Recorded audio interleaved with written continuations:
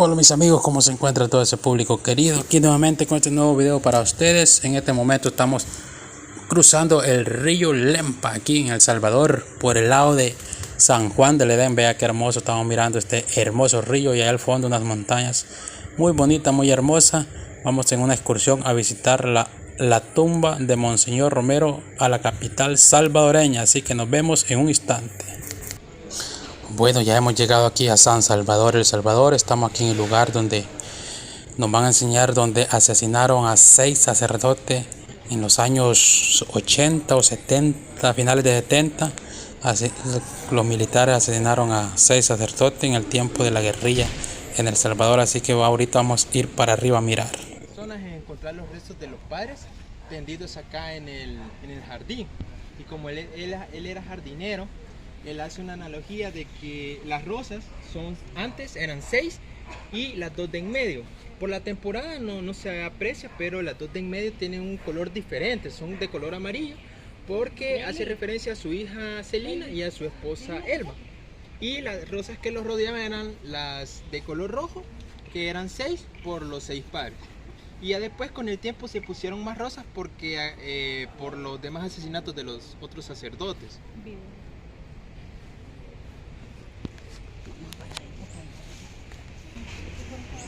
Bueno, aquí fue el lugar donde asesinaron a los 6 sacerdotes en horas de la madrugada, cuando el ejército salvadoreño llegó de madrugada y los trajeron hasta este lugar para asesinarlos. Más adelante vamos a estar viendo las vestimentas que ellos usaban en el momento del asesinato. Ellos estaban en pijama porque fue en la madrugada. Los agarraron dormidos y los sacaron a asesinarlos. Así que más adelantito vamos a estar viendo las vestimentas que ellos tenían en ese momento. Lo mandan a llamar.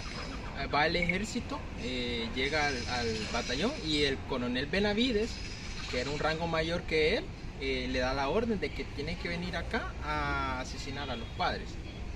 Entonces él viene en un operativo que dura aproximadamente 1 hora, y fue en la madrugada. Por eso en la sala de afiches, que es la parte de abajo, nosotros tenemos parte de la ropa de los mártires cuando murieron. Y van a notar que todos tienen ropa de noche, porque el acto cometió en la madrugada. Entonces tienen algunas pijamas, algunas batas. El único que no tiene una prenda como tal para dormir es el padre que en ese tiempo era el vicerrector, que era el padre Martín Baró, porque él impartía clases. Él era un decano acá de la Facultad de Derecho y de Psicología, de lo que tiene que ver con ciencias y humanidades. Entonces él daba clases en la noche, todas esas materias se imparten en la noche, y él, regresando de impartir la clase, la última, se queda en su estudio, y entonces él se queda con su ropa que usa diariamente. Por eso es que él no tiene como tal una pijama o alguna ropa para dormir. Él así se dormía. Algún dato interesante es que él de cariño le decían al padre Nachito, al padre Martín Baró. Bueno, ahora nos estamos dirigiendo acá a la sala donde vamos a estar conociendo las vestimentas que ellos usaban en el momento del asesinato y algunas pertenencias que ellos también usaban, algunos casquillos de bala y algunos morteros de algunas bombas.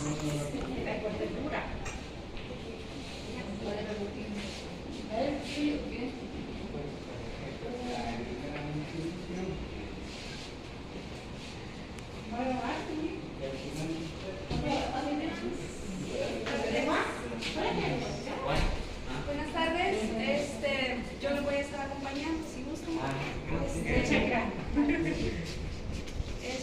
Solo comentarles que si pueden anotarse aquí en el libro, pues es para llevar. Es un cuadro pintado por Benjamín Cañas, un pintor salvadoreño.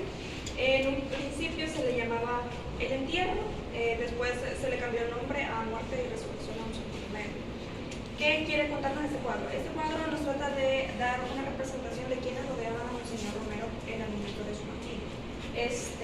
Por un lado tenemos a esta figura blanca, hacia alusión a Monseñor Romero, que acaba de fallecer. También tenemos en la parte inferior, al fondo, a como sacerdote que está como tapándose la boca. Eso en alusión a todos esos sacerdotes, a todos esos religiosos que después de su muerte negaron a Monseñor Romero, negaron haber servido con él, negaron haberlo conocido. También tenemos por acá, en este lado, este sacerdote que está como en acción de oración o de penitencia a ese Cristo. Este sacerdote hace referencia a todos aquellos personas y religiosos que después de su muerte sí continuaron con su legado religioso de evangelización, que continuaron con el trabajo y proyectos que tenía Monseñor Romero.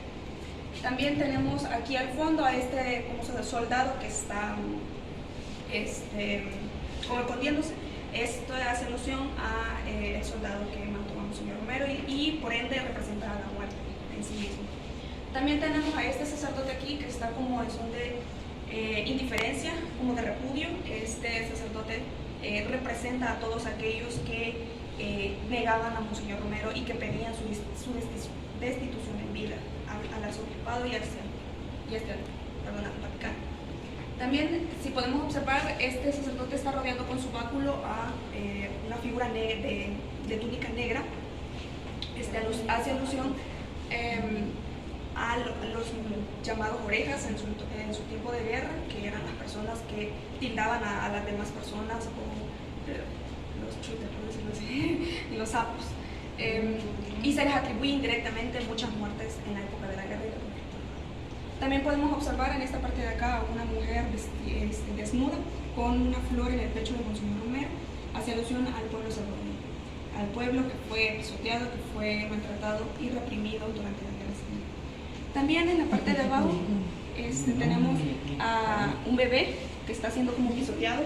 Hace alusión a toda esa infancia, a toda esa niñez que se le fue arrebatada injustamente la inocencia y que era reclutada para diferentes bandos, ya sea guerrilla o fuerzas armadas en la época de la guerra. Y también te podemos observar en la parte de arriba, este Cristo es el Cristo de Limpias, era el Cristo favorito de Monseñor Romero. Si podemos observar, tiene como unos piecitos.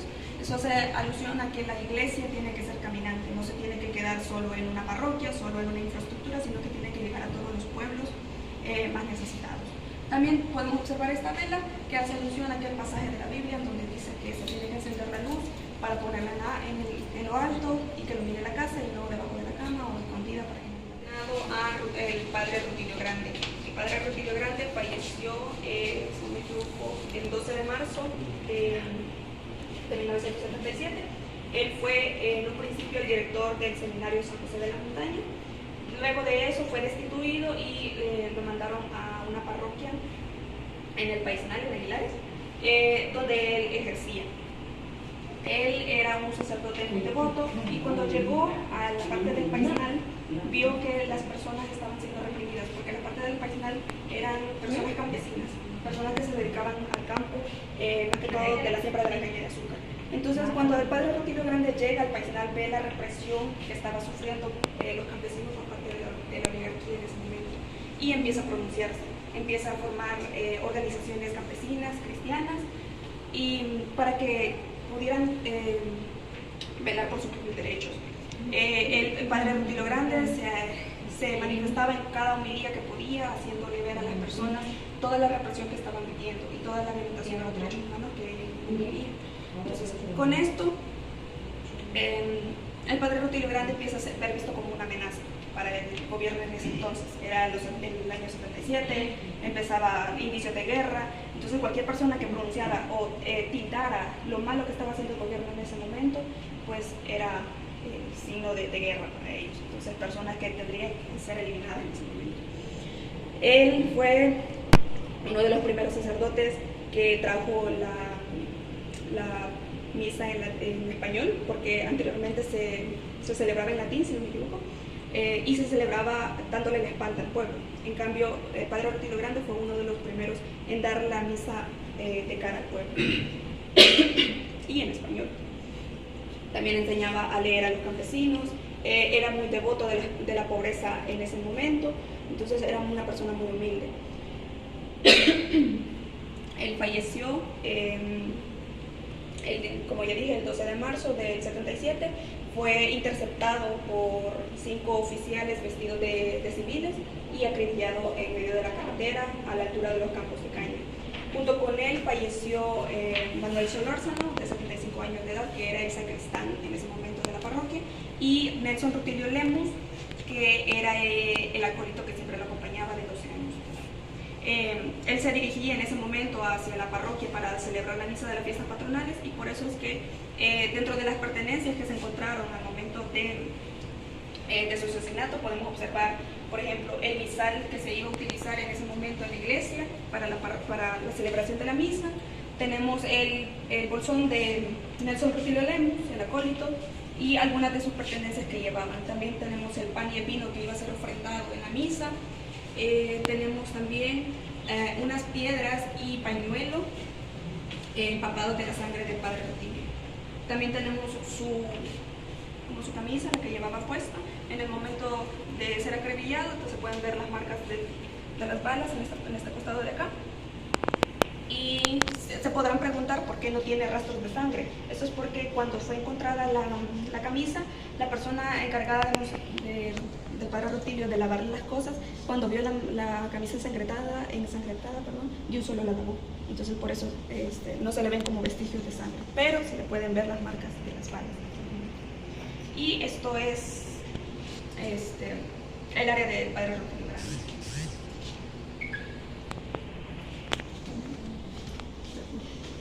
Ok, en este lado de acá tenemos como una línea de tiempo.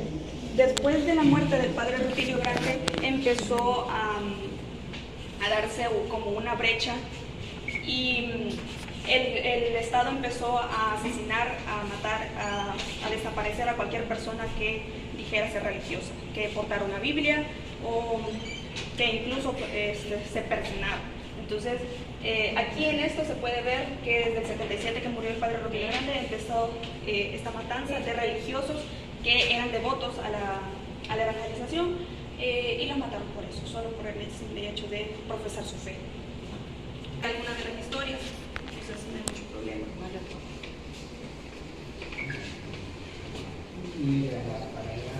Cualquier pregunta que tengan también pueden interrumpirme sin ningún problema.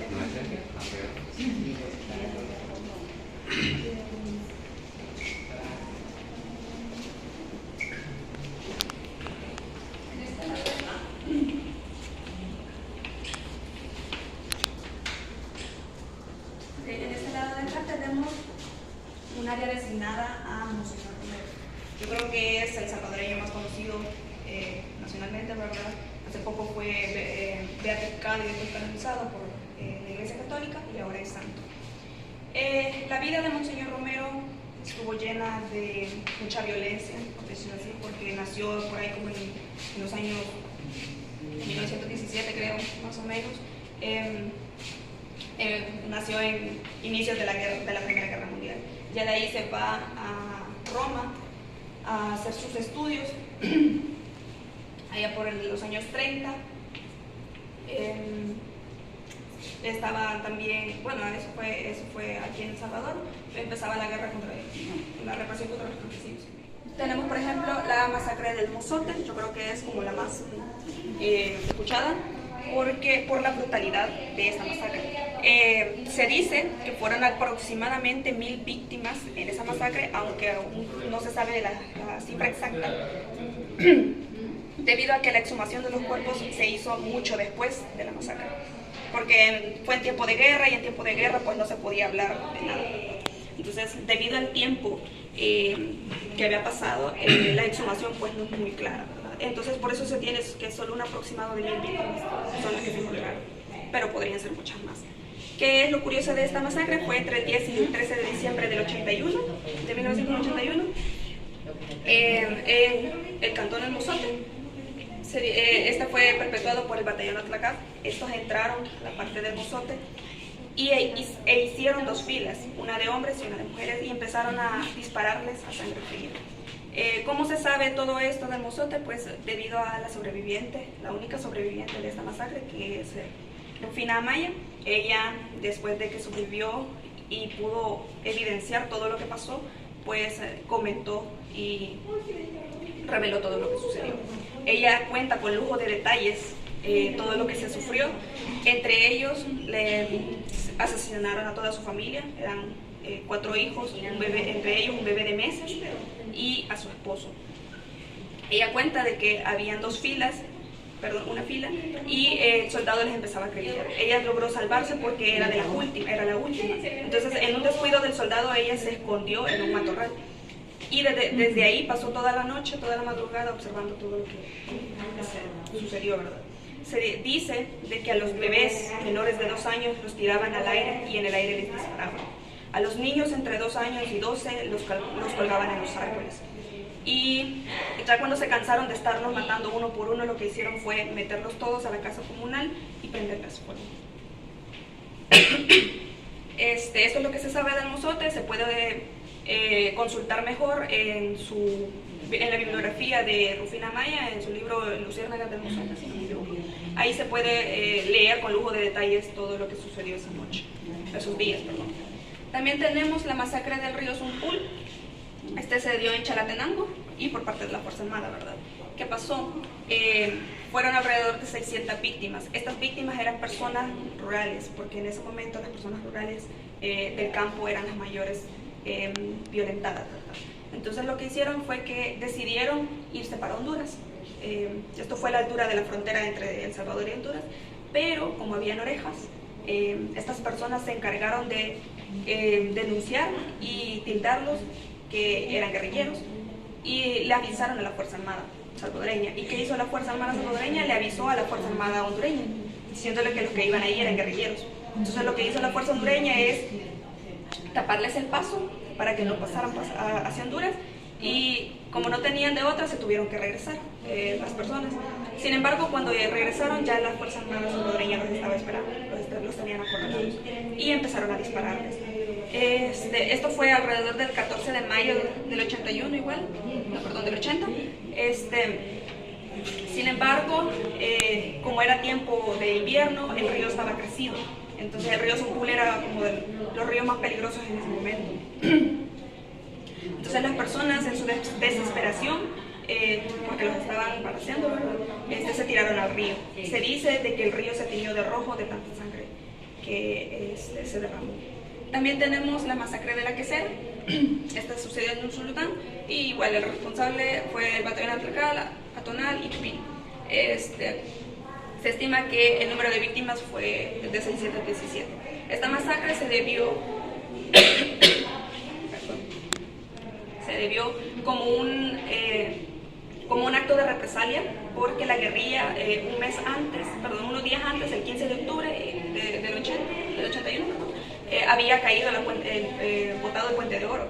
Entonces lo que hizo la Fuerza Armada fue responder con una masacre. Entonces lo que hizo fue armar un operativo a tierra arrasada, donde lo que consistía este operativo era matar todo lo que estuviera vivo, o sea, plantas, animales, personas, todo.